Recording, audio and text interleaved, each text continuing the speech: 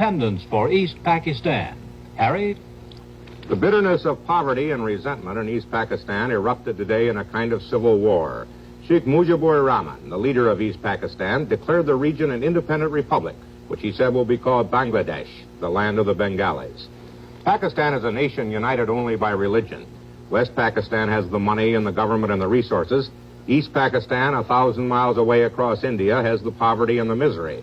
It seems to get in the world news only when it sets a record for disaster, as it did last fall with the tidal wave that killed 200,000 people. Now West Pakistan, which also has most of the army, is trying to crush the revolt. There are reports of many casualties in Dhaka and other East Pakistan cities. Americans reaching the U.S. consulate in Dhaka say that the army is using full force, including tanks, throughout the country.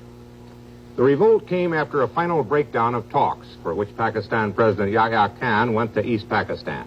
The background of today's Declaration of Independence now, from Ted Koppel in Dhaka.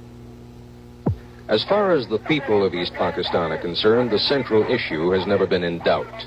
They have been treated, they feel, as though their country were a colony of West Pakistan. In last December's general election, East Pakistan's Awami League won an absolute majority in the National Assembly. The Assembly was due to convene on March 3rd. It would draft a new constitution. Given a majority voice in the new Assembly, things would be different for East Pakistan. But the Assembly never met. Under pressure from West Pakistan's political leader, Ali Bhutto, President Yahya Khan postponed the Assembly for 3 weeks. Under the leadership of Sheikh Mujibur Rahman, the Bengalis took to the streets. The situation became so critical that President Yahya himself flew here to Dhaka to meet personally with the Sheikh.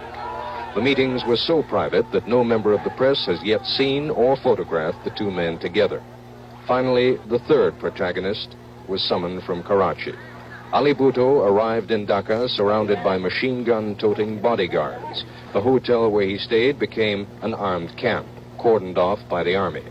The precautions were necessary.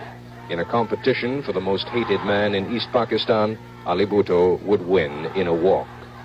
Within 24 hours of Bhutto's arrival in Dhaka, President Yahya postponed the National Assembly yet again, this time indefinitely. The Bengalis used the occasion to proclaim a kind of de facto independence. To the crack of a 1.5 gun salute, a rifle and what looked to be a Luger pistol, student groups hoisted the new Bangladesh flag before a crowd of some 10,000 people. But the Bengali people have tasted the influence of their own numbers. Sheikh Mujib's rhetoric and their own slogans have convinced them that compromise is tantamount to surrender. This is Ted Koppel, ABC News, Dhaka.